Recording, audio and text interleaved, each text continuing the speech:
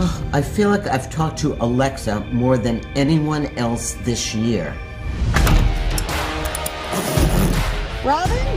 Robin?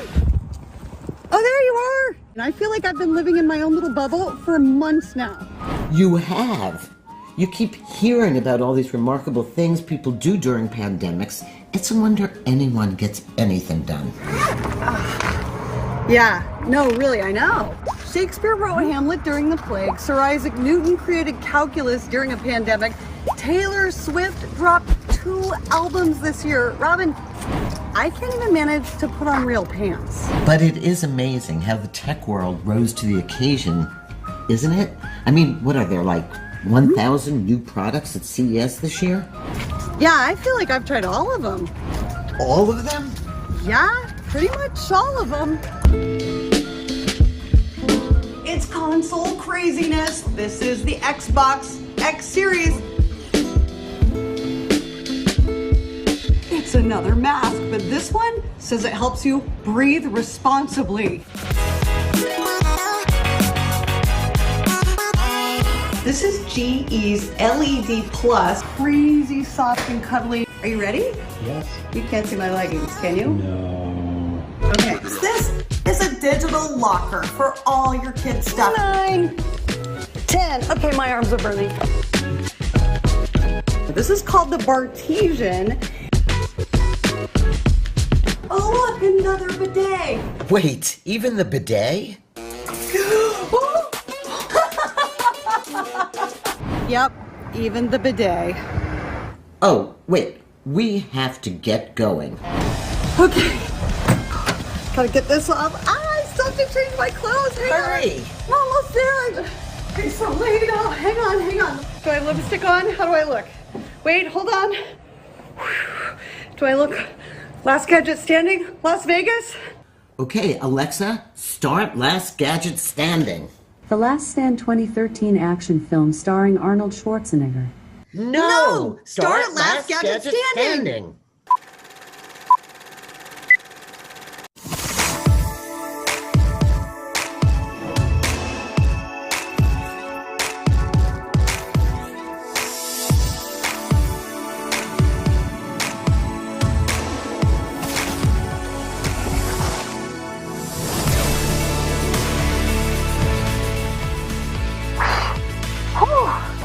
Oh my God, we're live.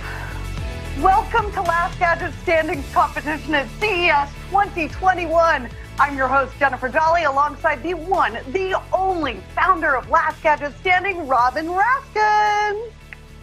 Hey, Jen, and hello to everyone, everywhere, joining us live right now. This competition celebrates some of the coolest tech to come out of CES each year and asks you, the audience, to vote for the technology that you think will have a lasting impact in the world of innovation. Yeah, normally you're sitting in the audience. We're all in Las Vegas together, and we have you vote via applause. Well, obviously everything's a little different this year. So here's how today is going to go down. Our esteemed panel of judges selected 5 finalists out of all the gadgets that we're seeing shown off at this year's CES. Each finalist has prepared a 3-minute video. There they are. Hi, everybody. There's our 5 finalists right there from all around the world. Each one of them has prepared a 3-minute video. You'll see in a few minutes here. And it's their job really to convince you, the audience, why they should be the last gadget standing. Because you know why? You know why? At the end of the show, you are going to vote. That's right. You will decide in about 30 minutes from now, and then we'll crown the winner, because it's all about the wisdom of the crowd. Crown or crowd, right, Robin? And crowns. So do not go away. And really, where do you have to be right now anyway? So for those of you who have been with us before, we're also bringing back our fan favorite tech trivia. We have a round of that coming up just minutes away. And we get to see just how smart our CES audience is. And in case you missed it, you, yes, you, our CES audience, will vote in real time to pick the winner of the Last Gadget Standing 2021. I mean, no pressure, but really pretty much the fate of 2021 now rests on your shoulders. Before we play the first finalist video, also jump in on the conversation so we can kind of hang out now together on Twitter using hashtag Last Gadget. All right, are we ready? Whew, Robin, we have had a year of firsts, right? We have indeed. This was the first year that I let my husband try and cut my hair. Did not work out very well. How about you? Any firsts? Well, I mean, in addition to an entirely digital CES, I had my first hands-on at home, of course, with a foldable laptop, which just happens to be from our very first finalist this year, Lenovo. Why don't you take it away and show us what you've got? The Lenovo ThinkPad X1 Fold, the world's first foldable PC.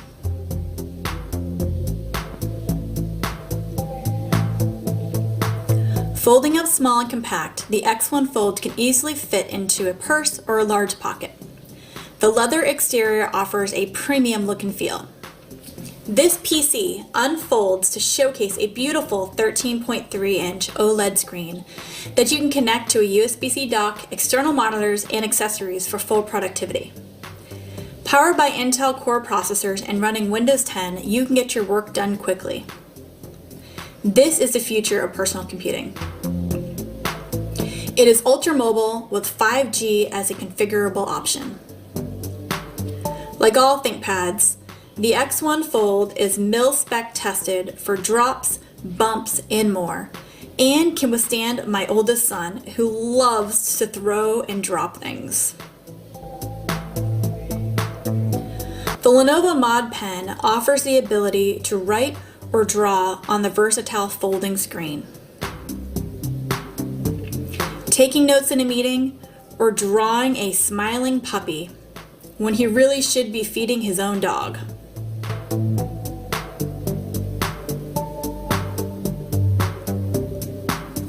The X1 Fold can easily be used in one hand like a tablet, or propped up using the kickstand, or in this case, on a treadmill watching a video to pass the time.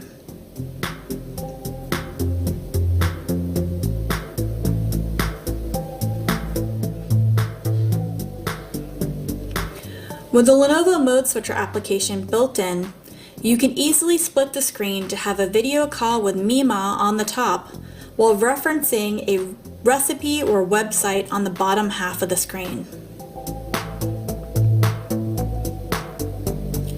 Book mode also allows for one-handed use even while holding a squirmy 2-year-old who is trying to delay bedtime. Check the baby monitor on one side and email on the other. Use the on-screen keyboard or the physical keyboard on the bottom half of the screen for typing. The Lenovo Mini Fold keyboard fits perfectly inside the PC while closed. This ultra-mobile PC transforms with you, whether it be around the home or traveling around the world. The Lenovo ThinkPad X1 Fold. Unfold new possibilities. Okay, so I Thanks love so that much, family. Lenovo. Love that family. Love them. I couldn't even fold my laundry, and they folded a computer. So what's next, Jen? Well, next up, remember Google goggles and that whole glass hole issue? Well, imagine if a single contact lens could give your eyes superpowers. Our next finalist, Mojo, has their own vision for smart wearables that you just have to see. Modern technology promises to keep us more connected. But in surrounding ourselves with screens and devices, it feels as though we've lost something. Imagine if we could replace our screens with something that informs without distraction. Could we see differently, more clearly? Could it help us find that invisible edge when we need it most? Or allow us to connect in crucial moments, providing vital information in an instant? Introducing Mojo Lens, the world's first augmented reality smart contact lens. Put Mojo Lens on in the morning, and throughout your day, you'll have access to timely information without losing focus on the world around you. Mojo Lens is designed not to bombard you with data, but to elevate your vision by providing the information you need exactly when it's needed, all while letting you look like yourself. When it's not in use, the technology just fades away. We call this concept invisible computing. Mojo's invisible computing solution will be a platform that gives you everyday superpowers and an invisible edge throughout your day. But before it does any of that, it first has to be a great contact lens that improves your natural vision even when it's off. Mojo Lens built-in display will give you augmented reality wherever you look. It even works with your eyes closed, putting you into an instant VR world. The applications are nearly limitless, from being able to see in the dark or low-light situations, to augmenting your memory with instant information, showing you real-time translations, or giving you a virtual teleprompter. One of our first medical applications is using AR overlays like edge detection and contrast enhancements to help people with vision impairments such as glaucoma and macular degeneration. Building the world's first AR contact lens is a systems engineering problem, and therefore we've had to innovate in many different areas. The Mojo lens includes thin film, biosafe batteries to power the system, as well as motion sensors to enable the world's most accurate eye tracking. We've also developed an extremely low-power image sensor that's used for computer vision and scene detection. But at the heart of the Mojo lens is the world's smallest and densest dynamic display. With this, we can display crisp text, photos, and video in a package that's less than 0.5 millimeter in diameter. We are often asked, how do you control Mojo Lens? And the answer is with your eyes. It turns out that your eye is an extremely accurate pointing device. With our built-in eye tracking in each lens, we believe we've unlocked the ultimate hands-free user interface. I like to say, if it doesn't break the laws of physics, then it's possible. And proving that something like Mojo Lens is possible motivates us each and every day to invent the future. Ultimately, we believe that we can help people achieve their potential without sacrificing their humanity. That's the promise of invisible computing. Thank you very much for your time today. Eyes up. Eyes up. How about I pick my jaw up off the floor? That is incredible. You know, I have to admit, Jen, I didn't see that one coming. Oh, you're so funny. Hey, Robin, I know what time it is. It's trivia time. Let's put up a few CES Last Gadget Standing trivia questions into the window off just to the side of us over there. And then we'll see how well you, the audience, can answer these. Let's tee up that first question. And the question is, dun, dun, dun, in what year was the iRobot Roomba introduced at Last Gadget? Don't give him any hints, Robin. Go ahead and take a vote on it. Gotta press that button now. Oh, we have lots of people voting. Yeah, Roomba 2004. And Roomba, as we know, has become a household robot, but it's also a household word. That's exactly right. Everybody has a robot vacuum, and it all started right here at Last Gadget Standing. Right now, on to our next question. Let's take a look.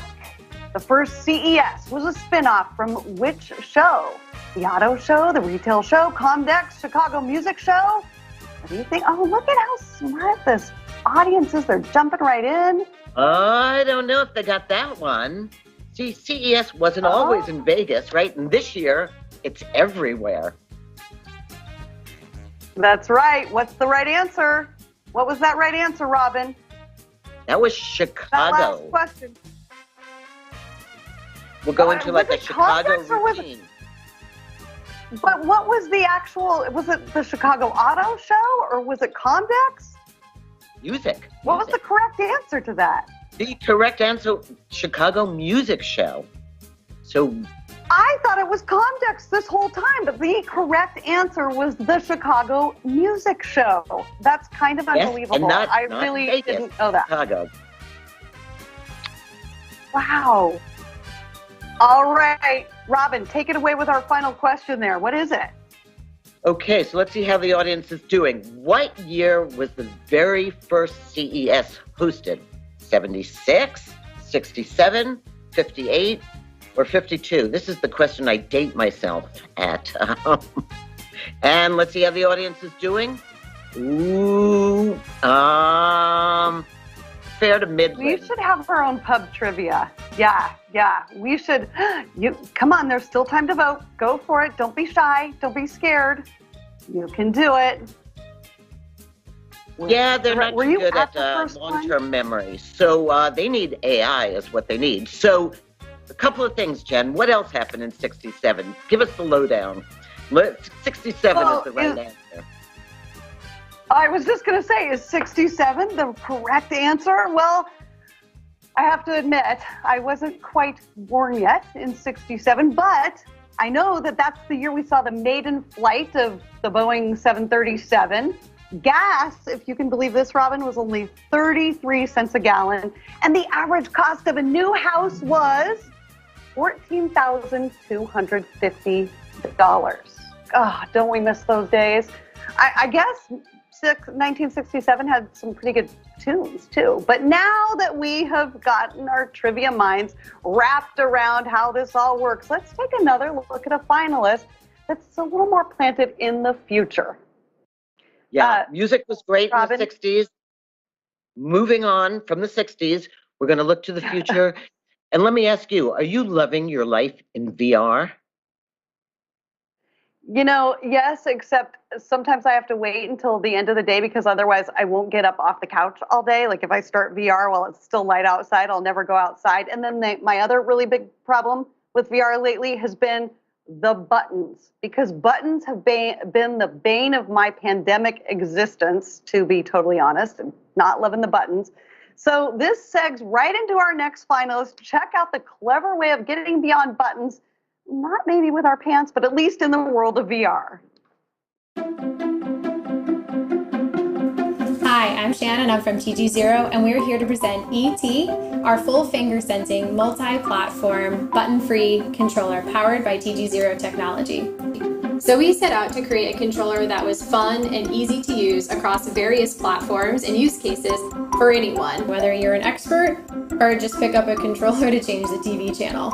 And we believe that E.T embodies the best of interactivity, design, and user experience to create a truly revolutionary piece of technology that can be used by anyone. So let's see the difference.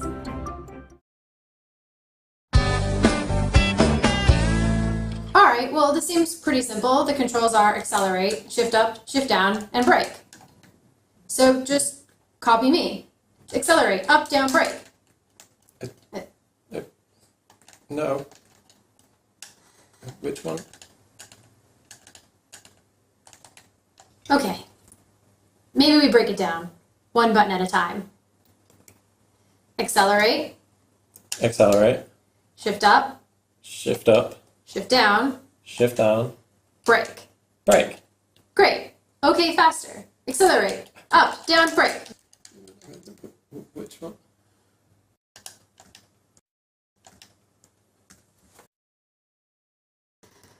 I can't teach you! What are you doing? I'm leaving before I put your head through a wall. But I think I have something that will help. Slide E.T across your palm and move your hands to play as you like. With the button-free experience, you can really immerse yourself in the game.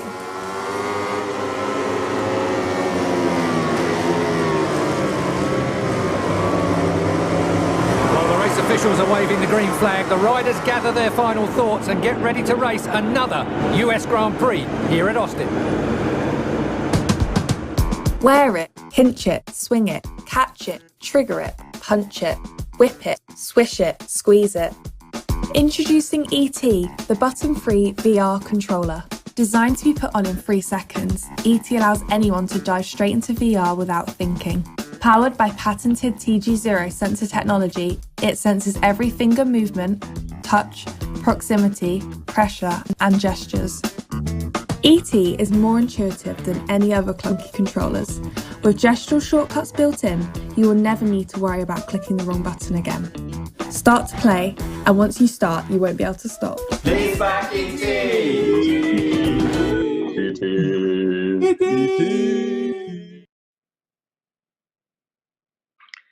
Wow. Oh my gosh. So I used to beg my son to teach me how to use all the buttons so I wouldn't be embarrassed at vendor demos of games. But with that, I wouldn't be embarrassed. I mean, Robin, is it? We've never had a 5-way tie before for all the Last Gadget Standing. Like, how are the audience members supposed to pick the winner? I want everything. This is so cool. I'm with you. And that they built it this year is a miracle. So speaking of this year, how'd you live your life? Yeah, about this strange year. Yeah, yeah, about this strange year. We basically lived our entire life through a screen. In fact, we continue to do it right this second. We did. And now I want you to imagine what it would be like if you couldn't read the text on that screen. Yeah, that is a great way to introduce our next finalist, OrCam. They created the OrCam reader, which translates text to speech and has given the gift of spoken sight to so many people. I think we should let it actually speak for itself. How can technology meaningfully change your life? In keeping with the strange times we're living in, I'm coming to you through Zoom. And I know we all look forward to Last Gadget Standing return as a live event. Hi, I'm Ari from OrCam Technologies. We are the leader in developing personal AI innovations that empower people who are visually impaired, as well as those who face reading challenges. We started off with a wearable device called OrCam My Eye, which communicates the visual world through audio for people who are blind or visually impaired. Now, tens of thousands of people around the world use this device to live more independently. It was even featured in Time magazine as one of their global best inventions. Today, I want to speak with you about our latest invention, the OrCam Read, a handheld device shaped like a pen that combines the AI reading capabilities of the OrCam My Eye with precision laser targeting. The laser can be used either to read the entire text that you choose to highlight or to indicate exactly where to begin reading. Peel and finely chop the onion, garlic, and celery. All you have to do is point and click to have any kind of text instantly read to you from anywhere. A textbook, magazine, smartphone, or computer screen. This agreement, here and now. This is the only assistive reading device in the world that can capture full pages of text and screens. And that's not all. We've added a new level of understanding, which we call smart reading. Read me the headlines. Found 2 headlines. First result, OrCam My Eye to name to Time's list of 1. Second result, Genesis Prize Foundation. Read me the second article. This enables you to ask for specific information that you want from your text. Where did we leave off? At the humming fish humming. Find humming fish. The humming fish humming while splashing. And check this out. We engineered this amazing device to operate completely offline. Without self-driving cars aren't this. Without requiring any internet connection, with all data fully secure. By pioneering highly advanced computer vision, OrCam Technologies is in the business of making life easier for those who face reading challenges, including dyslexia, or have low vision. Make your life easier with OrCam Read.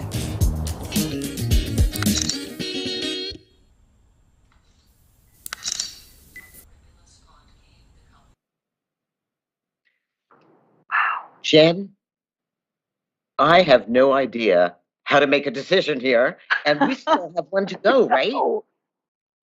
Like, I cannot believe it. You know, it's always amazing when we see like kind of flashy, OMG, jaw-dropping, wacky, like concepts, you know, the flying car kinds of concepts that we see year after year at CES. But when you see a gadget like that that can actually make someone's life better in a really tangible, visible way, no pun intended, I mean, it just gets me year after year. It kind of just gives me the chills. I just think about how much life has changed, not just for gadget or for tech's sake, but actually to make someone's life better. I just love it. No, everything we've seen so far. So we have one more to go. You ready? I am ready. Let's just get to it. That brings us to our 5th and final gadget in this race for Last Gadget Standing 2021. It's a new kind of smart wearable that's a perfect fit for your fitness journey. It's basically a joystick on a ring. Why? Well, let's let ArcX tell you. Hi, I'm Paul, founder of ArcX.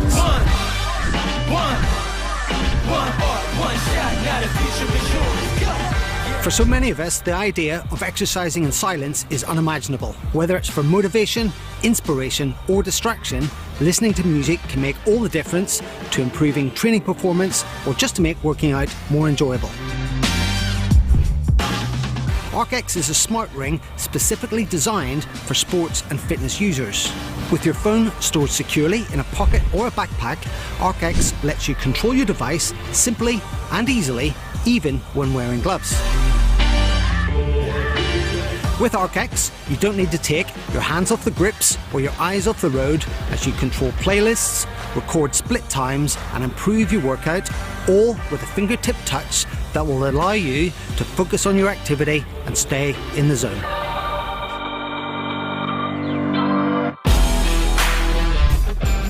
Our engineering and industrial design team have taken the Smart Ring concept and revolutionised its look, feel, functionality and user experience. From the very first prototype, we have pushed the boundaries of technology to deliver a first-of-its-kind product. ArcX is a micro joystick inside a water and shock-proof housing. Bluetooth Low Energy provides a near-instant connection to your device, and with a quick charge time and a long battery life, ArcX is designed to perform in all weathers and environments. ArcX will work right out of the box, but we've also built a powerful and intuitive app that provides a host of customizable options and additional features. ArcX is also hugely versatile. You can control any number of other devices, including sports cameras and wireless speakers, so it's perfect for fitness class instructors and team training sessions. We've also added an SOS call function in case of emergencies. We spent over 2 years developing the electronics, writing the software, and designing the product. We built and tested dozens of prototypes, and we're now ready to go. Please join us and help bring this exciting new product to the world. Thank you. This right here go rev.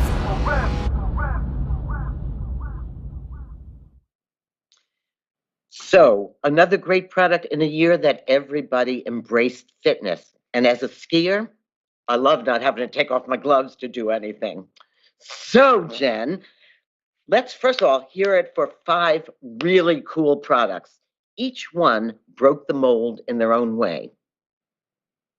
Yeah, we had a foldable laptop, a smart contact lens, a joystick for your ring finger, VR accessories, and a text-to-speech reader. Unbelievable. I know, think about it. In a year when it was nearly impossible to get anything done, these 5 contestants created firsts of their kind. So in my book, they're all winners. What do we do next, Jen? Well, I mean, I couldn't even, manage to put on real pants all year. So the fact they did that, unbelievable. But it's kind of coming down to the wire here. It is almost time to vote. So here's how it's going to happen for those of you watching. First, we're bringing back our 5 finalists to our screen so you can meet them in their natural habitat. Hi, everybody. Hey. Sounds really good. So, Jen, let's find out a little bit more. We've seen them everywhere. Find out a little more about who they are, okay? Okay, let's get right to it with a lightning round with our finalists. Let's start with Carly from Lenovo. Carly, why do we need folding laptops aside from hanging out with Mima? Will it do our laundry, say? It won't do your laundry, but with the foldable PC, you're able to fold it up small and be able to unfold it and have it be big for full productivity. So you're able to have multiple use cases and form factors, especially when we get out and back into the world and travel around the world again. It's great for mobile travel, but as you saw in the video, it's also great at home with the family and with the kids. Everyone wants to use it. And my oldest son kept trying to steal it, and he kept asking if he could drop it. Can we just say thank you nice to to your take whole your family? big screen. We love your family. They're great. Right, Robin? Yeah, and I was just going to say, it's just awesome to take your big screen, fold it up, and boop, it fits right into your purse. Thank you so much, Carly from Lenovo. Now, let's go over to Drew from Mojo. Who do you see benefiting most from Mojo Lens? Nearly everybody can benefit from the Mojo Lens. Our vision is to deliver a new experience we call invisible computing. We want to enable people to see the information they want, when they want it, without having to look down at their screen, their mobile phone, without losing focus on the people and world around them. Invisible computing is going to allow people to access information, but not have to wear some funky headset on their head, some funky smart glasses. You can still look like yourselves. There's millions of people out there that wear contact lenses every day because they want to do just that. We think they'll be among the first people that are likely to try them on. But in general, I think people that will be most eager to use the Mojo Lens will be consumers like sports enthusiasts who want real-time performance data while they're engaging in their favorite activities like running, skiing, cycling. Activities where you want to stay focused with your eyes up and your hands free. We're also building the Mojo Lens to be an assistive tool for people with low vision conditions so they can be more independent. All right, great. Thank you so much. Let's move on to Shanna from ET. What is your favorite thing to do in VR? And how does ET help? Hi. Hi. So one of my favorite things is Gravity Sketch. It kind of feels like you're immersing yourself in Microsoft Paint like you did when you were a kid, but like 10 times better. But I think one thing great about ET. Can you hear me now? Oh, sorry, Shanna. I sure can. Okay. So what I think is great about ET is, I mean, we've said button free a million times, but it's really that it's so customizable that if you have small hands, big hands, you need buttons, don't need buttons. Like it's not just for VR, it's for so many different things. And it's really bringing accessibility to the masses. And that's something our big goal for us is to bring these experiences to people. They don't have to worry about how it works. It can just be natural, intuitive, and free flowing. And that's something that really excites me. Oh, thank you so much. Just incredible. Rafi from OrCam, quickly, what gave you the inspiration for your product? Well, our co-founder of OrCam, Professor Amnon Chashua, is a true pioneer in AI-driven computer vision and machine learning, and he has visually impaired relatives. And short of restoring their sight, the next best thing he could do is communicate the visual world by audio. And that was really the impetus, the inspiration for developing this, really, tiny, lightweight device. And what's more simple than just pointing and clicking? As you said before, point and click on any text, on any surface, and boom, you hear it read to you in real time. So I'm inspired by, this device all the time, seeing our users use it and be more connected with their world. And it really is a game changer. It gives more independence in their life, and it really levels the playing field. So they have the same, abilities as others, who don't have to worry about reading. Well, we cannot tell you how excited we are that you joined us here for Last Gadget. Paul from ArcX. I don't know, you have a tough act to follow here. So how would you use ArcX in your daily life? Going to Paul. There we go. Sorry about that. Hi, Paul. Looking at screens, concentrating on our phones, whether it's going out for a run, cycling. The idea came to me skiing. Lots of people, so many people enjoy listening to music to get through a workout. And so harness the power and the functionality of your phone, but keep it in a pocket. Particularly when you're riding, skiing, doing anything at speed, ArcX will give you the ability to control playlists and all the rest of the functions we've talked about, but you can focus on your activity. You don't have to worry about a screen, and you can enjoy your exercise. There are so many times when I would love to have that. When you're out, you're fumbling with your phone and your earbuds. And I mean, everything is just so incredible. Thank you all so much. It's great to see your faces, to hear from you in real life. I know they're coming to us from all over the world, Robin. Everyone's fingers, I know, are getting a little itchy to vote, right? All over the world. And in a year when it was hard to get a screw, I mean, more or less the parts you needed to create these things, the supply chain, the engineering challenges, the collaboration. Wow. I know, and it's not like one is just so much better than the others this year. I mean, I always have kind of a feel for, okay, this person's going to win, that gadget's going to win. This year, I want it all. I mean, how could you not want every single one of these gadgets and want them now? So we will put up the product names on your screen at home to give you a chance to recall each and every one of these and decide which one you want to go on to fame and fortune and maybe what's on your list for your next birthday. Yes, and I just want to reiterate, they are all winners for making it this far into the game. We went through more than 100 submissions. So good luck, guys. And I see we're working real time now and looking at votes come in as we speak. Yeah, this is incredible. Just to remind you, we have the Lenovo ThinkPad X1 Fold, the Mojo Vision Lens E.T by TG0, and we have an anxious group of panelists right there, wondering, waiting patiently. Hey, everybody, back in the control room, Master Control, are we ready to crown the last gadget standing? This is so great to see people all over, voting all over the world, and voting on such disparate things. And it's we're looking real time at real results from CES attendees who are pretty excited by what they see, judging by the numbers of voters. And but one's going to make it, right? But they're all going to make it. It looks like we had a really clear winner there for a hot second, but now they're getting a little tighter there. So we're just going to wait to get the word, the final word of when we can crown that winner. But don't forget about that ArcX, that joystick on your finger ring. And don't think they walk away with nothing. What you win. Yeah.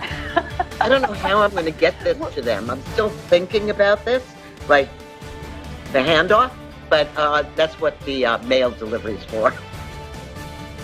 Well, So, Robin, what else have people in the past won? You know, you win the trophy, you win the undying support, love, and adoration from your fans, from attendees, from tech journalists everywhere. But people have gone on, the winners of these have gone on, like we mentioned earlier, to be household names like the Roomba. What else is there here? Oh, yeah. You know, the very first one that we did 21 years ago was OnStar was the winner. So that was, you know, the concierge via satellite. And that went on to launch an entire industry of autonomous vehicles and concierge services. So the idea, it's not just the product, but it's this idea that you are launching a whole new field. And we did a study on this, and you can look on lastgadgetstanding.com on the CTA website. But we went back over the years, and you will recognize the names. They have stuck around, which supports my theory that the audience always knows best, right?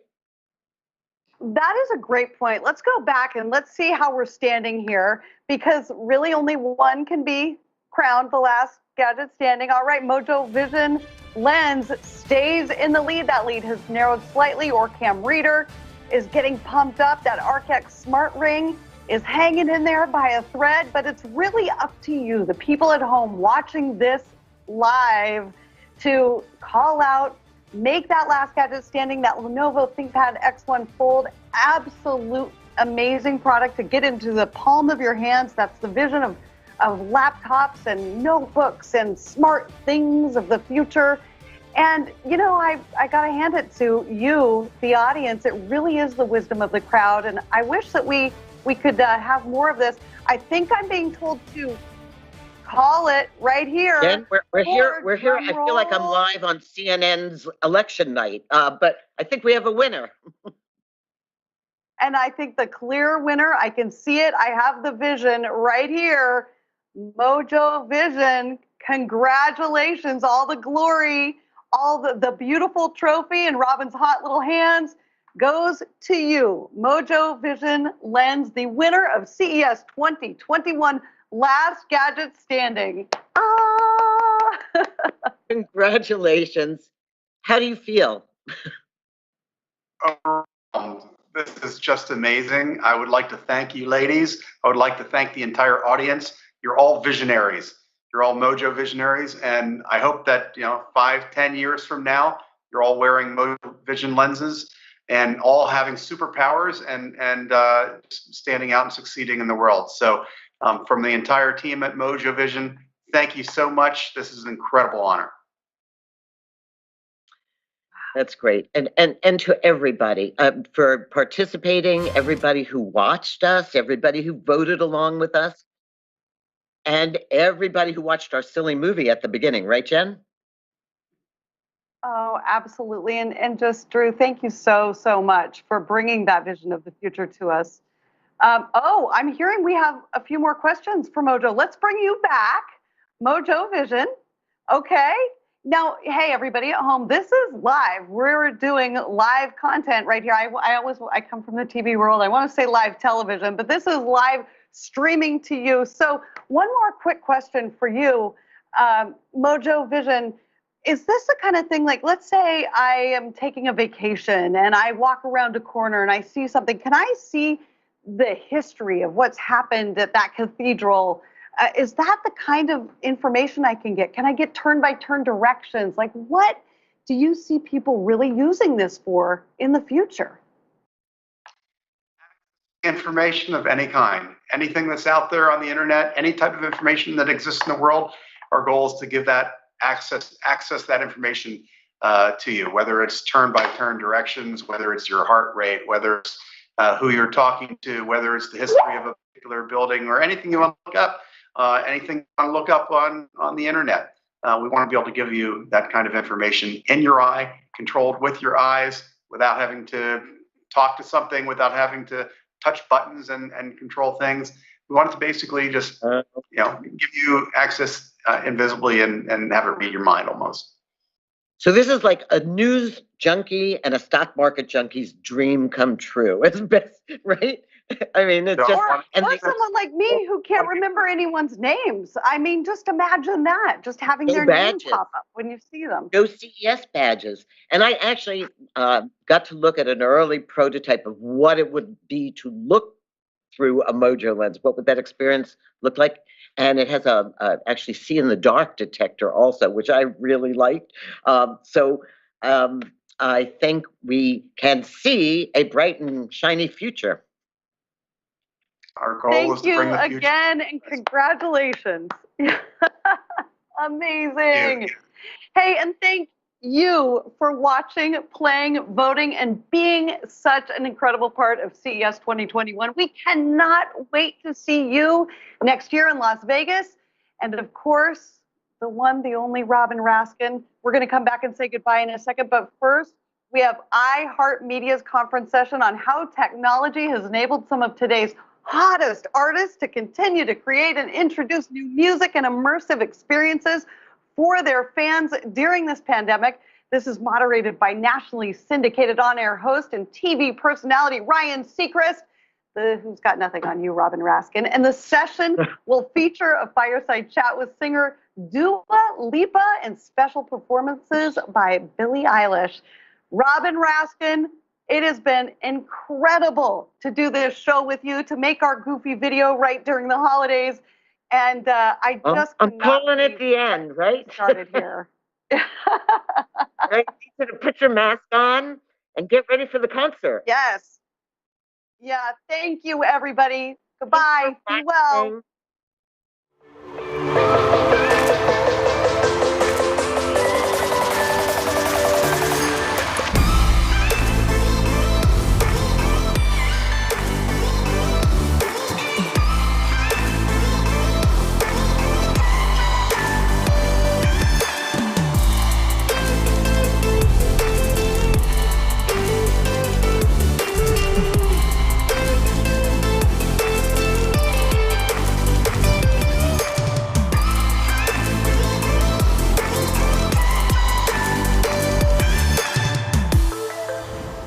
Hey everybody, I'm Ryan Seacrest, honored to be here at the first virtual CES. I usually make the trip to Vegas, but this year obviously a little different.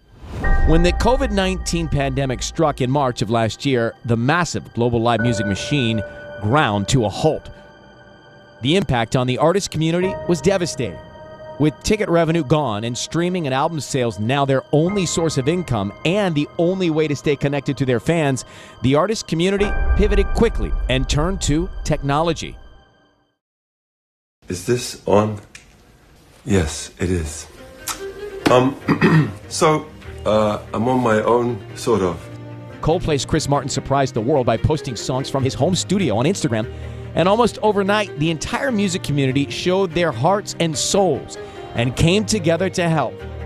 Dozens of artists began posting free performances on social media. iHeartRadio's Living Room concert on Fox in March, hosted by Sir Elton John, set a Sunday night ratings record. More fundraising events followed on television and radio, and soon, state-of-the-art concerts created with XR technology. The industry responded. Tonight, here at CES, we'll see how an industry with its back against the wall turned to technology to create live music experiences that helped keep them connected to their fans and turn record profits for music companies. I'll talk to breakout pop star sensation Dua Lipa, and we've got a CES exclusive, a sneak performance of songs from Billie Eilish's new album. But first, we're going to hear from iHeartMedia executives Tom Pullman and John Sykes. Tom and John, let's start by backing up to the beginning of the pandemic. So much news, so much information, so much uncertainty, so much emotion. And I think people wanted to feel good. They wanted to escape into what is universal, and that is great music. And I was really impressed with how you both and iHeart came in with speed quickly to come up with this first stay-at-home concert, which was the iHeart Living Room concert for America. That was on Fox. But talk about the pivot you made, the speed in which you did it, and how you got the artists to agree. John? Ryan, the country was literally closing down before our eyes in the middle of March. We were 2 weeks away from our iHeartRadio Music Awards on Fox. And within 1 week from the show, the venue shut down and the artists were all in lockdown. So we reached out to Fox 7 days before the show and said, listen, the artists are all stuck at home like us. Why don't we take the show to their homes? And our executive producer, Joel Gowan, sent notes out to all the artists and show them how to turn an ordinary iPhone camera into a high quality camera. And 7 days later, we put the iHeartRadio Living Room concert on Fox together. It cost us $275,000, and it set a Sunday night non-sports ratings record. And the interesting thing is when you approach the artists, it took a second for them to wrap their heads around it. But the great thing was they were kind of feeling the same uncertainty that I think the whole world was, and they wanted to help. And sometimes they kind of had to look around their apartment and say, hey, what do I have? Elton John, for example, said, hey, I really want to perform, but I can't. But hey, can I host? Okay. And it's like, it's amazing. We'll take that. After the success of our iHeart Living Room concert on Fox, the evolution of virtual events quickly began. Almost overnight, we saw technology continue to break down the walls between artists and fans that had been put up by the pandemic. 2 weeks after the Living Room concert, Global Citizen staged a worldwide television broadcast featuring more superstars, where for the first time we saw the Rolling Stones play from their bedrooms. And Keith Urban performed from his home studio, backed up by Keith Urban. Then came the fundraisers. In May, while New York was in full lockdown, Tina Fey hosted the first ever virtual charity telethon for the Robin Hood Foundation to benefit the city's poor. The biggest superstars on Broadway came together on one screen to sing the classic song, New York, New York. Billy Joel's performance from his home in Palm Beach was televised live in Times Square across dozens of giant video billboards, while the lights atop the Empire State Building pulsated to the rhythm of the music. The night raised $125 million for New Yorkers in need of food and shelter. In June, iHeartRadio teamed with Procter & Gamble for Can't Cancel Pride, a virtual celebration of LGBTQ rights, which raised millions for LGBTQ plus organizations. With no access to live audiences, award shows quickly pivoted, with innovative virtual performances using new technology to connect artists to their fans.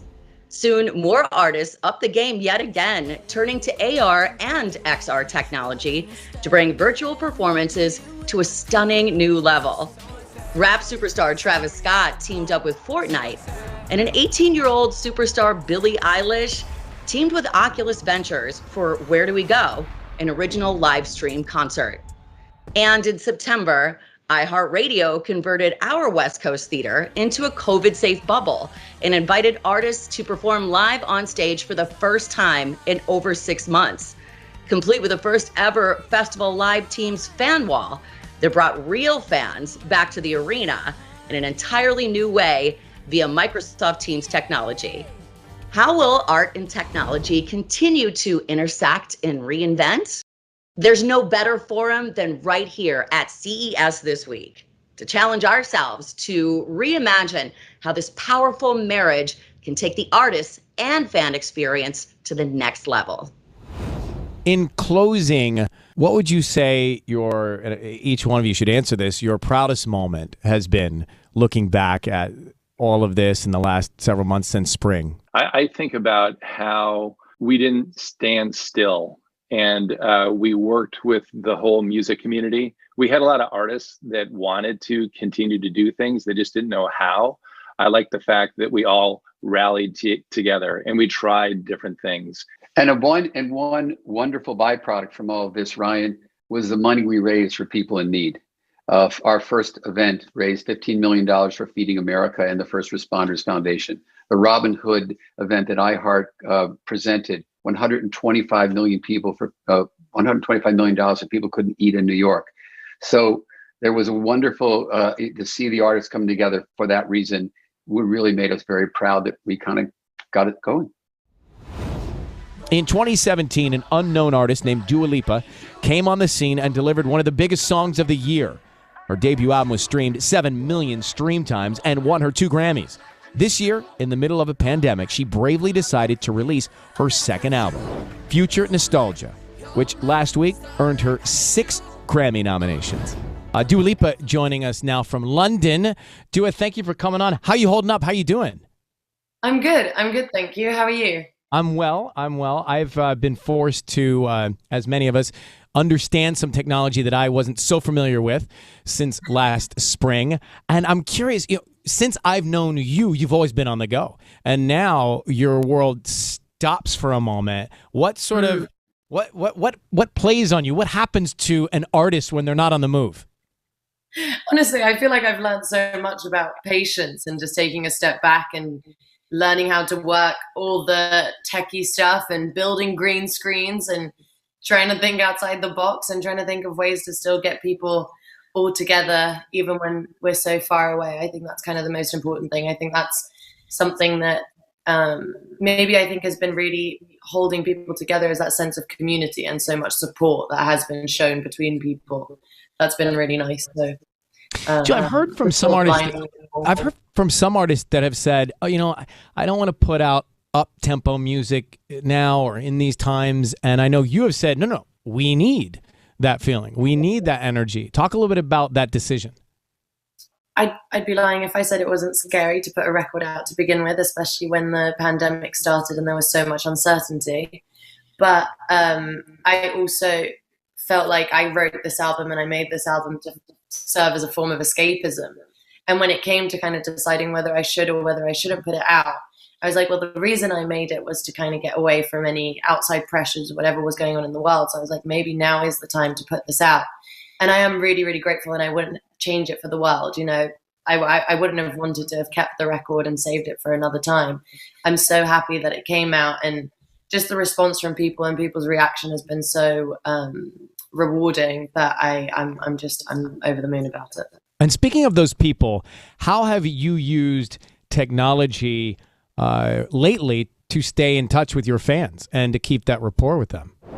I've done lots of stuff like going online and doing like Instagram lives and talking directly to people, and that sometimes can be quite daunting because first of all, when you're talking directly to a screen and there's no one really responding and you're just all on your own, kind of just talking and trying to figure out how to explain things. I did feel like that really brought me closer to my listeners. I had the opportunity to sit down and talk about every single song on the record and why I wrote it and what that meant to me and where that came from and where the inspiration came from. And I don't get to do that very often. And so for that, I was really grateful. And that was something that I think was quite important, especially early on. I do feel like that every time I go on Insta Live or something, I'm either like bursting into tears or celebrating something or forgetting my words or not knowing what to say. So it's it's a pick and mix. You have no idea what you're going to get with one of my Insta lives, but they end up being quite fun. So I'm thinking about you, me, Miley, Cyrus. We just talked not too long ago about your single Prisoner. She was in LA, you're in London, I was in New York, yet it seemed like we were all together. And I think that we can stay so connected in these times by systems like this. Did you actually record it in different places at different times? No, we actually, so I did my main, I did 4 months of lockdown in London. And then then things started opening up a bit and I was able to come to the States. And so Miley and I actually did end up getting to in person and recording the song together. So, yeah. But so many times there are artists, maybe you can speak to this, that they're not in the same place. They are listening to track, singing to track, right? Yeah, it happens. It happens all the time. And especially now, it's kind of also the really good thing about music is all these unexpected collaborations are happening, but it tends to be from people all over the world. And so it's kind of impossible, especially with people's schedules, to like try and get people together, but you still want to make art and you still want to put it out. And that's also so exciting, not only for you as the artist, but also for your listeners and being able to just like put different things out. And so it's a rare luxury to be able to be in the same room together, but it's amazing. Not too long ago, you did a big streaming performance. It was a performance you had told me that you were working on choreography for a long time. Tell me about putting that together and how different or similar it was to something you might normally do. Just before the pandemic started, I was about 1 week away from starting tour rehearsals. And so I had gotten my whole team, my band, everyone together, and we were about to go into rehearsals, and then lockdown happened in the UK and nothing was able to happen. I had to postpone my tour. And I had all these ambitions of, wanting to mature as an artist, wanting to grow as a performer, wanting to get better at, being better at being on stage, and understanding my body better and how I move and all those things. And I think this time I really had the opportunity to be able to hone in on those things, get the rehearsal time that I need in order to feel like I'm, I can be really good at my job. I feel like on my first record, there were so many instances where I would have to be on a TV show or a TV performance, and I would have 30 minutes before I went on stage to just try and mark exactly where I had to stand to do what I needed to do to perform the song, because I was back to back with like touring, performances, promo, like interviews, like photo shoots, anything. And I was like, okay, this record, I want to do things a little bit differently. Yeah. Because I love to work. So I'm always just like, yes, let's do it. And I think what I've realized, although I'm still like, yes, I'm down, let's do it. I want to work. I want to, get all this stuff done. I also realized how much time I need to be able to dedicate to myself in order to be good at these things and not just do them for the sake of doing them, but when I do them, for them to be really good. Preparation, because at first you're so things are so happening so fast, and it's so great that you're sprinting, and then you realize there is preparation time that has to be calculated. Absolutely, and for something like this, for this live stream that I'm doing, I don't think people have ever seen me do anything like this, and for that I'm really excited. I think the whole process has been quite surprising and exciting and intriguing for me, and I'd be interested to know what other people think. Well, the people will speak. They will. The people are candid. The people will speak. The beauty of our generation. Your generation, I should say. I'm so happy to have gotten to know you over the last few years and know your music, and what you're doing for the world of popular music is something that we all love and we need, and so keep it up, Tua. Thank you so much. This next artist...